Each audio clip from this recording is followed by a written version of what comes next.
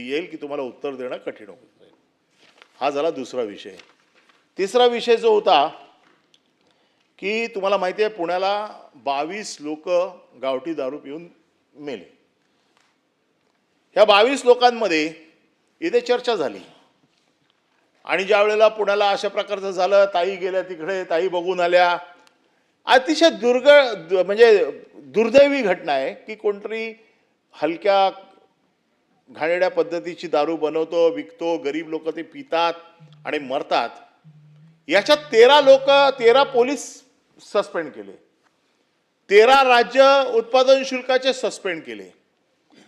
पण ज्यांच्यावरती ही जबाबदारी आहे त्यांना कोणाला सस्पेंड केलेलेच नाही आहेत.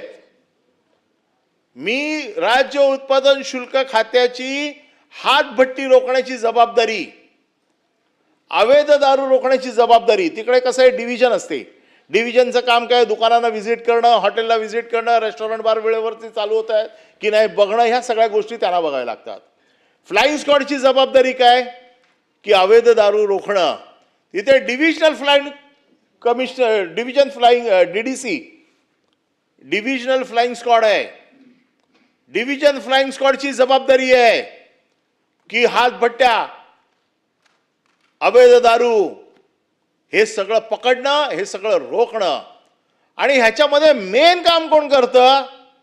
कॉन्स्टेबल, जे ह्या हातभट्ट्यांच्या दारूवरती जाऊन पैसे गोळा करतात, ज्यांना सगळं माहीत असतं. यांना कोणालाही अजूनपर्यंत तिकडे हात लावलेला नाही आहे. लोकल फ्लाईंग स्क्वॉडचे लोक तुम्ही सस्पेंड केले. डिव्हिजन फ्लाईंग स्क्वॉड जी आहे, डिव्हिजनल फ्लाईंग स्क्वॉड, ह्याला का सोडलं? हे कोणाचे जवळचे लोक आहेत? यांच्यापैकी कोणावर काय कारवाई करणार नाही? म्हणजे तुम्ही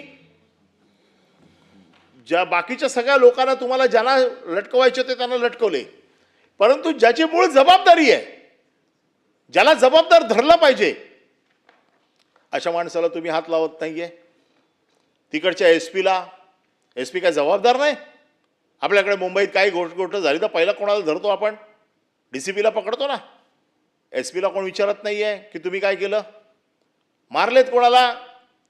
ज्यांचा संबंध होता, संबंध नव्हता, अशा लोकांना तुम्ही फक्त सस्पेंड करून आमच्या डोळ्याला पाणी लावायचं काम केलंय. परंतु डिव्हिजनल फ्लाईंग स्क्वॉडचे लोक, महाराष्ट्र फ्लाईंग स्क्वॉडचे लोक, किती केसेस केल्या महाराष्ट्र फ्लाईंग स्क्वॉडने आतापर्यंत त्या डिव्हिजन मध्ये? का त्यांना माहित नाहीये का यांचे ठरलेले हप्ते फक्त मिळाले की तुम्ही काही करा, लोक मेली तरी चालतील? आता हे लोक जे सस्पेंड झाले ते परत काही दिवसांनी येतील. पण ज्यांच्यावरती मूळ जबाबदारी आहे, ह्या लोकांना तुम्ही कोण हात लावत नाहीये का? आता ते कोणाच्या तरी जवळचे आहेत म्हणून, तिकडे तसा अहवाल गेलाय म्हणून. आणि म्हणून पुन्हा एकदा या निमित्ताने माझी मागणी आहे की पुणे दारू हत्याकांडामध्ये जे लोक मेलेत, त्यांच्या मृत्यूला जबाबदार जे लोक आहेत, जे लोक पुणे पिंपरी चिंचवड या शहरातले ज्यांच्यावरती हातभट्टी रोखण्याची जबाबदारी आहे, या हातभट्टी रोखणाऱ्यांवरती तुम्ही काही कारवाई केलेली नाही. त्यांच्यावरती काय कारवाई करणार हे देखील या प्रस्तावाच्या निमित्ताने आपल्याला सांगायचं आहे.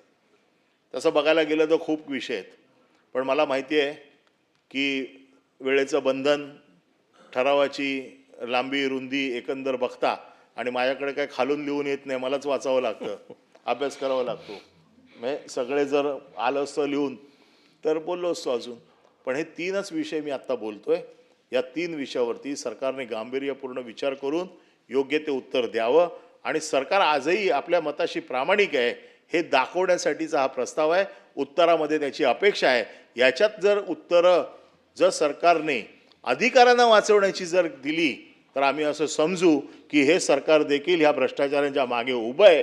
आणि म्हणून माझी मंत्र्यांकडनं अपेक्षा आहे की त्यांनी कृपया अधिकाऱ्यांना वाचवण्याच्या भानगडीत जाऊ नये, सरकारची विचारधारा अतिशय स्पष्ट करावी आणि ह्या प्रस्तावाला न्याय द्यावा. आपण एवढा वेळ मला बोलायला दिलात, मला आपण संधी दिलीत, त्याबद्दल आपले आभार मानतो. धन्यवाद.